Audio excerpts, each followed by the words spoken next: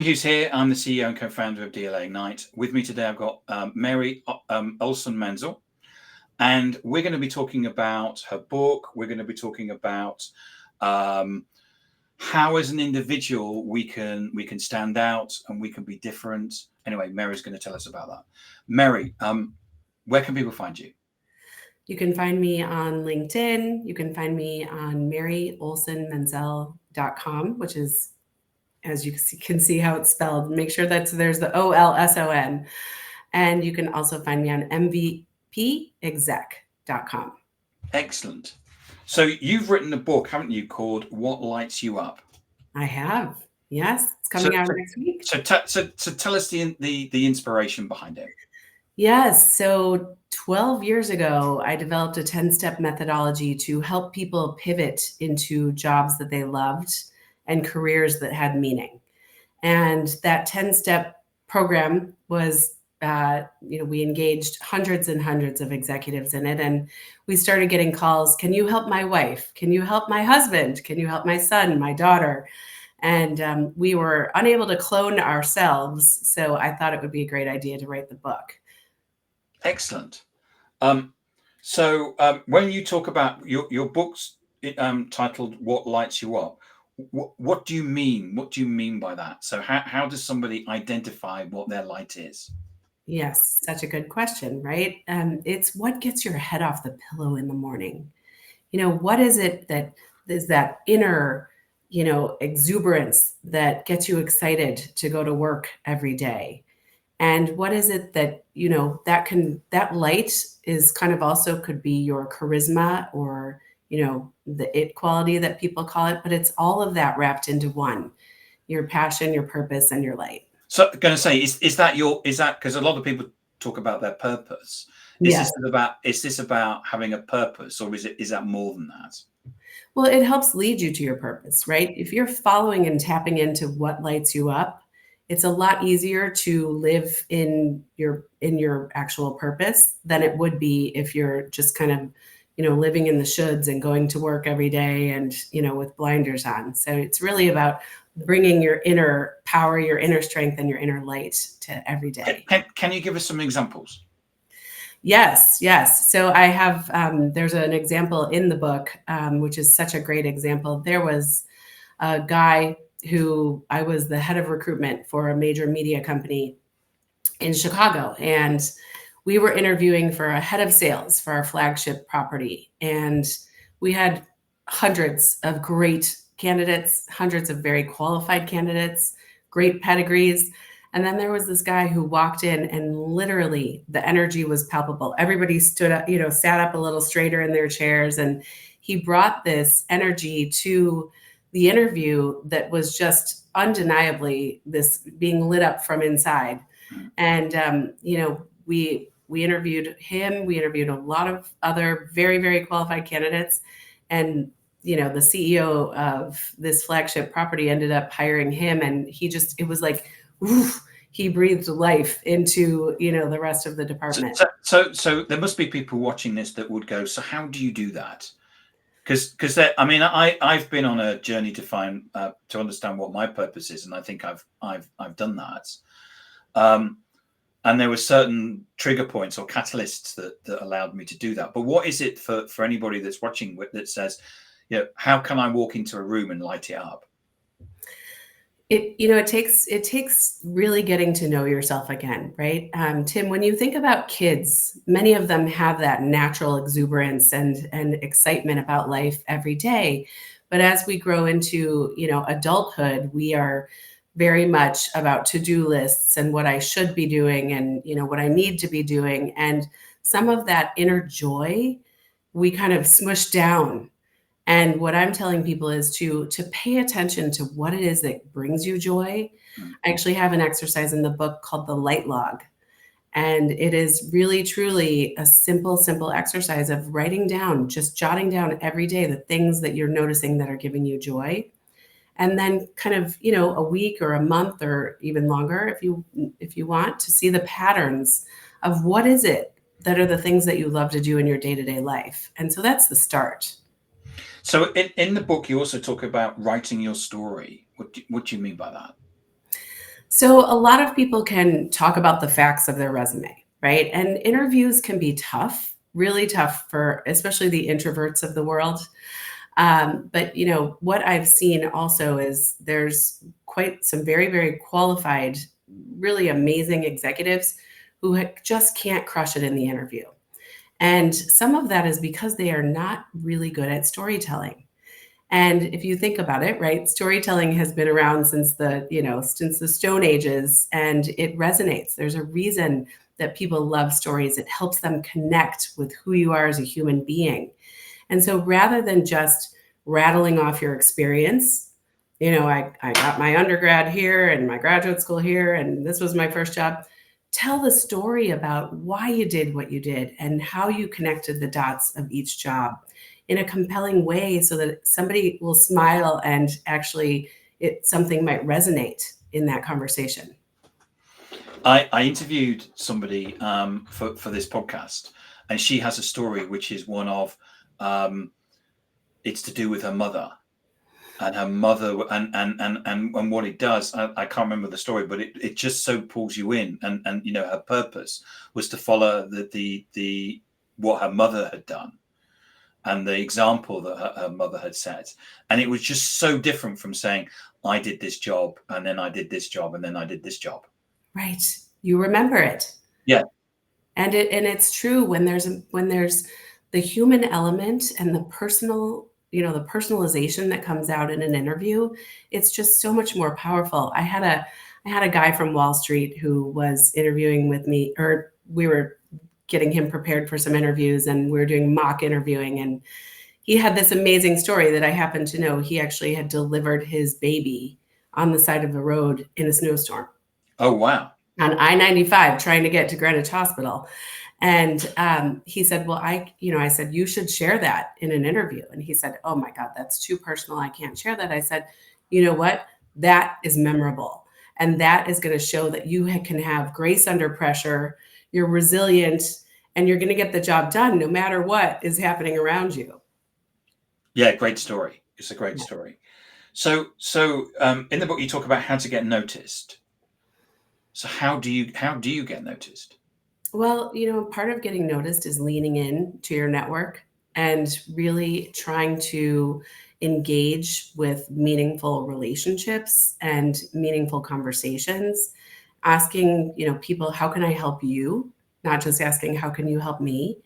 And really being out there. I mean, you have to, it takes effort in this day and age of social media. You've got to be on LinkedIn and maybe be on Instagram or Yep. Snapchat is what my kids are all on, TikTok, but, putting yourself out there, leaning into, where you want to be and who you want to be with will really help for people to start sitting up and saying, oh, there's Tim. Oh my God, I've seen him before. This is so great. I'm happy to see him again. And is that, when you say leaning in, is that being, in effect, being interesting? So I found this, or I there's a particular report I found, or something like that. Definitely there's that, Tim, but it's also being curious, wanting to understand and learn from other people too. So it's a two-way street. It's the sharing, the knowledge sharing, but it's also the curiosity about wanting to learn more about, people in your network. Because I think that what happens, isn't it, that we can be so wrapped up about ourselves that that we become the center of the universe. And in fact, so on this podcast, it's Mary that's the center of the universe, because the whole idea is that you're coming on and you're demonstrating your expertise, and I'm just here to help prod along and do that. And I think that people quite often forget that in their network, it's understanding and talking to the people and saying, so what do you do? What gets you up in the morning, and actually being curious about them. Yes. Rather than saying it's all about me. Exactly. And it is not all about me today. It's about our conversation, Tim, right? And that's it. The conversation is, the part that matters, right? It's the human connection. It's, the fact that you're smiling while we're talking, that we're having this connection. That's memorable. And that's what will remember this, and hopefully whoever else is watching it will remember it too. Well, And hopefully, yeah, hopefully. And one of the things I wanted to pick up was that you talk in the book, and you've mentioned it earlier on, about joy. Now, I think that most people watching this would say, when we look out into the world today, it's not a very joyous place. yeah. And there's lots of going on politically. There's lots of going on so what do you mean when you say choose joy?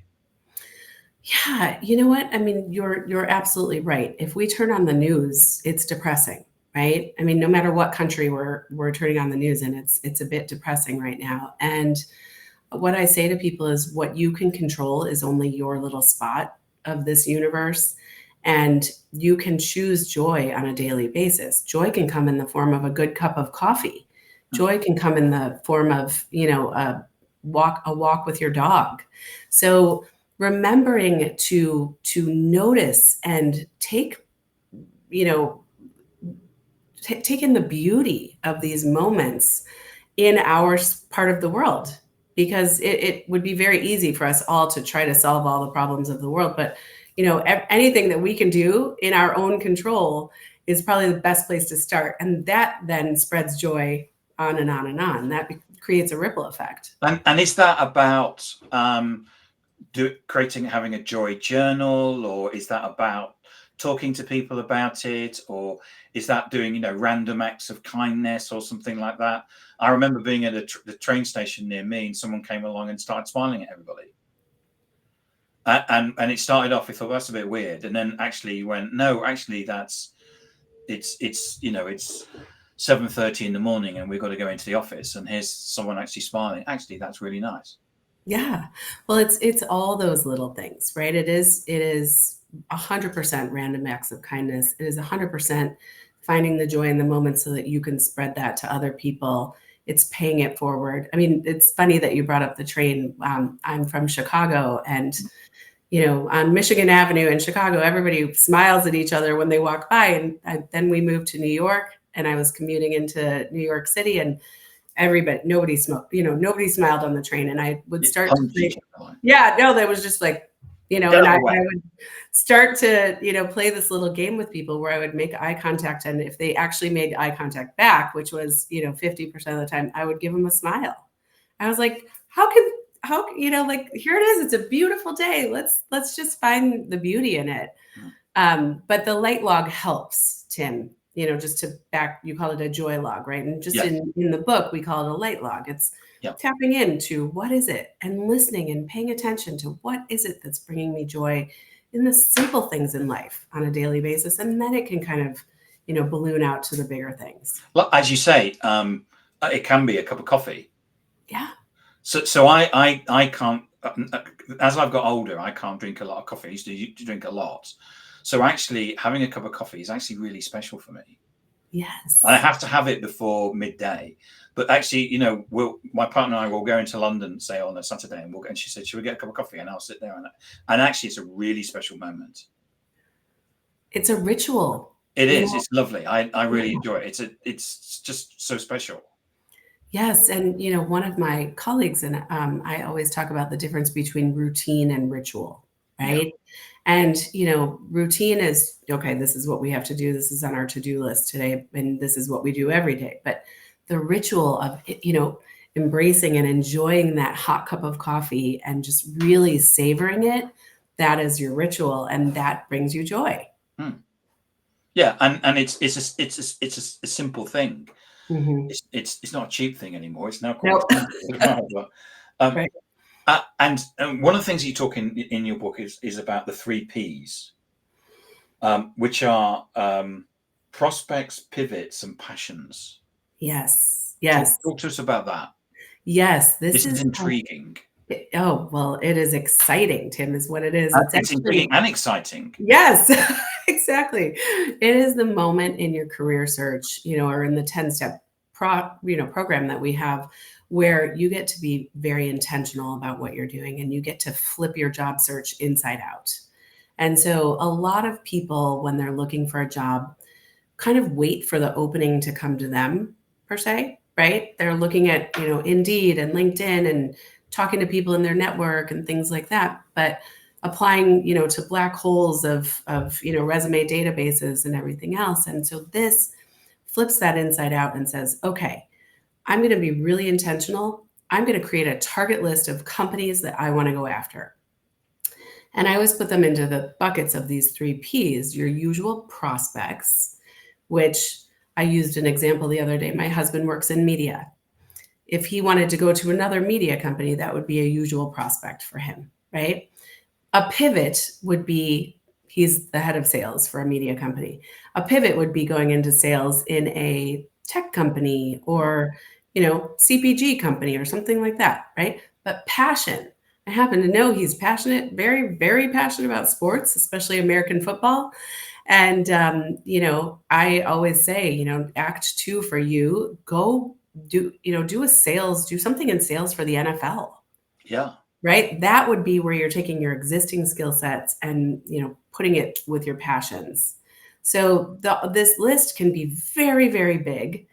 It can be very robust at first, and you just put these companies into the 3 buckets and you dream big and you cast a wide net. And then you start to have conversations with people at those organizations or people who know people at those organizations. So this isn't about necessarily going and talking to the same old companies. Because Right. you're likely, if you're going to go somewhere else, a competitor is going to be probably pretty the same thing. Yes. This is about using what you talked about in terms of your light, and saying, okay, so what else can I do? Like you said, going and working at an NFL organization because I'm really passionate about it. Exactly. And that lights people up, right?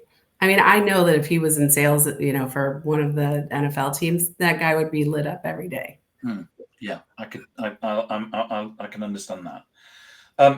And in the last 3 minutes that we've got, you talk also in the book about rocking the interview. So what do you mean by that?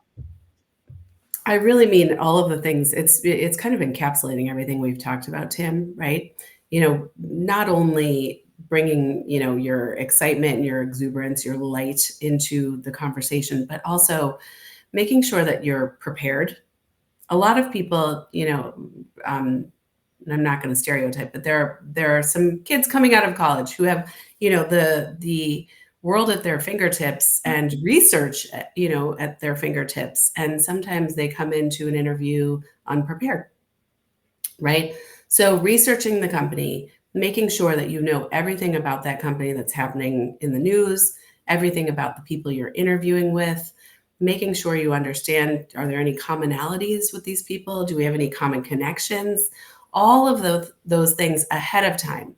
And then practicing your story, practicing how you're going to have this conversation. And I'm going to use my husband as an example again for this. He practices all his pitches on us as a family, right? So it's the same kind of thing, right? Practice in the mirror, practice with your dog, practice with your partner, whoever it is that's going to listen to you and help you hone the skill of interviewing so that when you walk in that door, you're like, I got this. Because the last thing you want is for people to go, yeah, you're really good. What you want is actually feedback where someone says, I didn't really get that story. I quite often say to people, ask your partner to explain to you what you do. It's quite interesting when they do that and they say, well, actually, I'm not sure. Okay, so and actually, and because that quite often helps get a story, doesn't it? In terms of, because what you want to do is actually get a story that someone understands that doesn't actually understand what you do. Does that make sense? Yeah, no, it does, because you know what? You don't know who you should have researched who you're going to be meeting with, but you don't know their unconscious biases. You don't know their frame of reference as you're walking into this interview. So the more that you can do to put color around what you do, your experience, and also, by the way, don't forget, you're interviewing them just as much.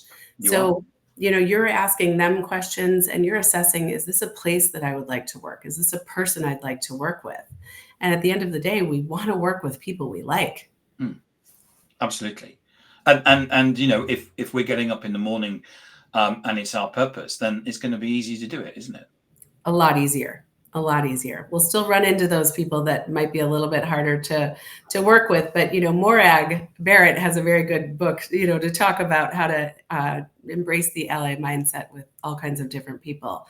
But yes, I mean, it's just really, the more you can be diligent about your choices and where you want to go in your direction in life, the better off you're going to be. Mary, thank you so much for coming on and talking about your book, What Lights You Up. If I wanted to buy a copy, where could I get one from?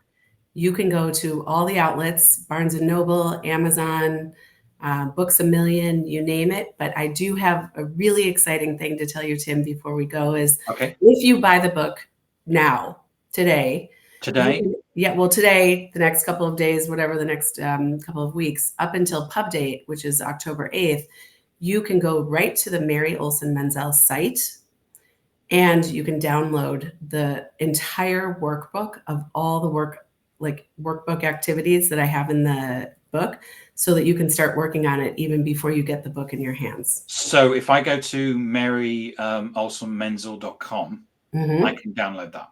Yeah, if you show proof of purchase of the book, and you can download it. Yep. Okay, fine. And otherwise, I can go to I can buy it from Amazon. Yes, Barnes & Noble, Amazon. I don't play favorites there. Yes, other retail organizations are available. Yes. So Mary, where can we find you? You can find me on LinkedIn. Please, if this is resonating with you, connect, buy a book, but also, once again, we said maryolsonmenzel.com. You can see me on Instagram at Mary Olson Menzel, and on Facebook as well. Excellent. Mary, thank you so much for coming on and talking about your book. It's a fantastic framework in terms of getting people to, there's a lot of people that have been out of work. I think it's a very timely book. And some of those people are going to have to pivot. Yes. If you take IT, the IT market has shrunk.